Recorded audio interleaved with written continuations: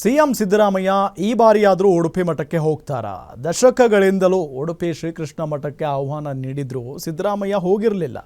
ಆದರೆ ಈಗ ಈ ಬಾರಿಯ ಶ್ರೀಕೃಷ್ಣ ಜನ್ಮಾಷ್ಟಮಿ ಪ್ರಯುಕ್ತ ಸಿದ್ದರಾಮಯ್ಯಗೆ ಮಠದಿಂದ ವಿಶೇಷ ಆಹ್ವಾನ ನೀಡಲಾಗಿದೆ. ಹೀಗಾಗಿ ಈ ಬಾರಿಯಾದರೂ ತಮ್ಮ ಬೇಗುಮಾನ ಬಿಟ್ಟು ಸಿಎಂ ಸಿದ್ದರಾಮಯ್ಯ ಉಡುಪಿ ಮಠಕ್ಕೆ ಹೋಗ್ತಾರಾ? ಡೀಟೇಲ್ಸ್ ಇಲ್ಲಿದೆ. ಉಡುಪಿ ಶ್ರೀಕೃಷ್ಣ ಮಠಕ್ಕೆ ಹೋಗ್ತಾರಾ ಸಿಎಂ ಸಿದ್ದರಾಮಯ್ಯ? ಮಠದಿಂದ ಸಿಎಂ ಸಿದ್ದರಾಮಯ್ಯಗೆ ವಿಶೇಷ ಆಹ್ವಾನ. ಕೃಷ್ಣ ಜನ್ಮಾಷ್ಟಮಿಗೆ ಉಡುಪಿ ಮಠಕ್ಕೆ ಭೇಟಿ ಕೊಡ್ತಾರಾ ಸಿದ್ದರಾಮಯ್ಯ?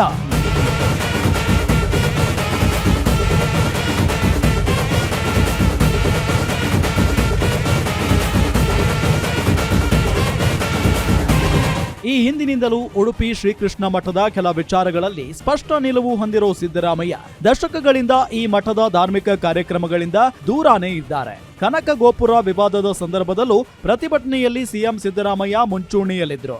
ಆದ್ರೆ ಈ ಬಾರಿ ಉಡುಪಿಯ ಕೃಷ್ಣ ಮಠದಲ್ಲಿ ನಡೆಯುವ ಕೃಷ್ಣ ಜನ್ಮಾಷ್ಟಮಿ ಕಾರ್ಯಕ್ರಮಕ್ಕೆ ಮುಖ್ಯಮಂತ್ರಿ ಸಿದ್ದರಾಮಯ್ಯನವರನ್ನ ಆಹ್ವಾನಿಸಲಾಗಿದೆ.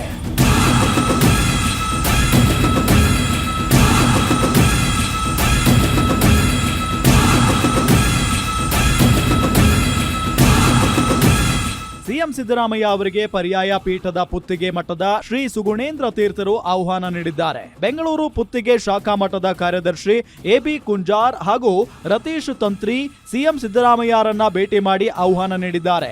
ಆಗಸ್ಟ್ 1ರಿಂದ ಆರಂಭವಾಗಲಿರುವ 48 ದಿನಗಳ ಮಂಡಲ ಉತ್ಸವ ಸೆಪ್ಟೆಂಬರ್ 15ರವರೆಗೆ ನಡೆಯಲಿದ್ದು, ಈ ಮಹೋತ್ಸವದ ಉದ್ಘಾಟನೆಗೆ ಸಿಎಂ ಅವರಿಗೆ ಆಹ್ವಾನ ನೀಡಲಾಗಿದೆ.